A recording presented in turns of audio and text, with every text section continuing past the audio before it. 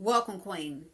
Have you ever shared your relationship with your family only to find out they never got over it like you did?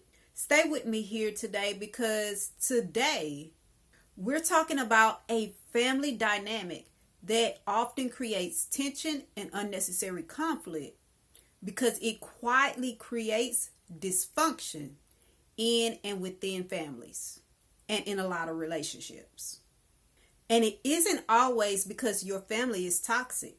Sometimes it's because they were given information they were never meant to carry. Maybe you have experienced this. You had an argument, you and the man that you're with. Then you called your mom. You called your sister. You maybe even called your brother, a cousin, or maybe a best friend that feels like family. And you told them all about it, all about your issue that you had with him, how hurt you felt, how disrespected you felt, how unappreciated you felt, what he said, what he didn't do. And it really frustrated you. You just let it all out. But now a few weeks have passed. You have forgiven this man and your relationship, it's recovered. It's fine. It's going as you want it to go. You moved on. But you know who didn't move on? Your family. And now every gathering, every holiday, every time they are in his presence, there is an awkward tension that fills the room, that enters the space. And you can't avoid it because it's in your face. And even worse, he notices it. Because the mention of his name causes those you told to give a side eye.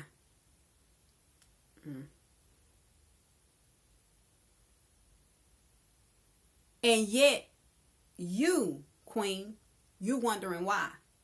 And you may be thinking, but my family, they're only trying to protect me. They only want the best for me. And they probably were. And they probably are. But people can only respond to the information that they have and the information that they are given. And to what they observe when they have the opportunity to observe you all together. And if they are consistently hearing from you about the worst moments in your relationships, then all they have to go on is the worst moments of your relationship. And so naturally, their opinions are based on the worst moments of your relationship. So I need you to recognize and understand that validation and wisdom are not the same. Sometimes we are looking for someone to agree with us, to tell us we are right. And the man we are with, well, he was wrong. He was out of line. And when we are looking for someone to tell us right, meaning that is our goal, then we can end up creating more confusion and unnecessary conflict where there didn't have to be any.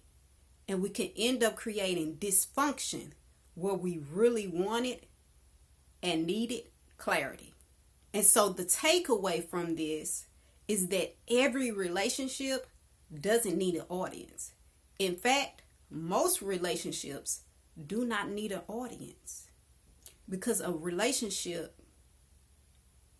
is supposed to be about the people in it building together on one accord. Not about what he say, she say, and they say. So it's not because you are hiding or trying to hide something about your relationship. And it's not because you're trying to pretend you have a perfect relationship. No one does. No matter how it looks on the outside to us or to other people who may be observing their relationship. It's simply because every conflict does not require additional participants. The more people involved, the likely it's going to be much harder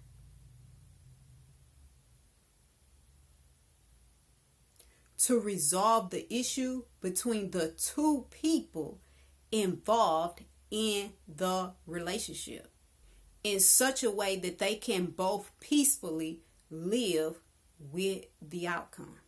And here's what I need you to know.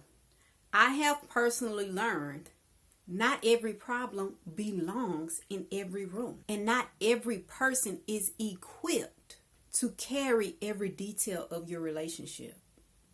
Because once someone is given certain information about your relationship, about your man, about the problems that's going on, they will often stick to viewing your relationship through that lens, even if or when you have moved on or your relationship is now in a healthy and peaceful state and space. So you move forward, but they are holding your relationship, holding your man, holding those things you said to them hostage.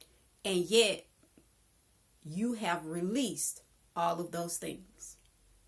And that's why some relationships fail due to dysfunction, while others fail due to too many participants. Because at some point, the relationship stops being about the two people in it, and it starts becoming a committee. The he say, she say, they say committee. Because now everybody has an opinion because of something they heard, because of something that they were told. Everybody has a perspective. Everybody has advice. And now the original issue is now buried underneath or beneath outside voices. Healthy relationships require boundaries, not only between partners and outsiders, but around those who have access to private conflicts and unresolved issues that are happening inside of your relationship. Boundaries help preserve trust, accountability, and respect. So I need you to remember that typically your family will frequently forgive slower, much slower than you do. Because they are not in a relationship with you. Meaning they don't have the access or the insight that you have to every aspect of your relationship with the man that you are with. And that's how it should be. They shouldn't know every single detail of your relationship, because at that point, then you don't really have a relationship. And that's why it's important to be careful about who you make responsible for carrying information about your relationship. Because the people helping you should not become a part of the conflict. Because at the point the people helping you become part of the conflict, now you don't just have one problem, you have two. And it's because of what you shared with them that you did not have to share with them. And you may be thinking, I don't want to keep secrets. But please hear me clearly. Privacy and secrecy are not the same. Privacy says, I know that this belongs just between us. Secrecy says, I have something to hide about this being just between us. So please understand that it is unrealistic to broadcast your business to everyone who is willing to give you a listening ear, and then not expect the people you told to tell you something that they want you to hear. So the takeaway here is that the goal is not isolation or to isolate yourself from others, especially those you love.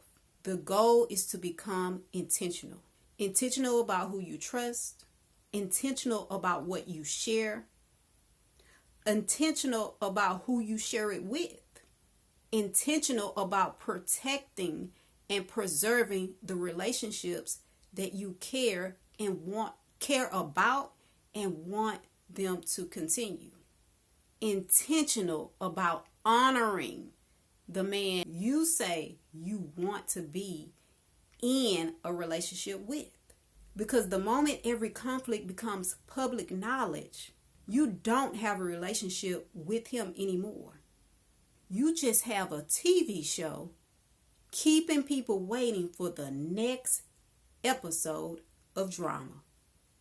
So, if you are tired of your personal relationships going to the left, I invite you to schedule a discovery call. Together, we will identify the patterns contributing to dysfunction in your relationships so that you are equipped to approach conversations with clarity, composure, and peace.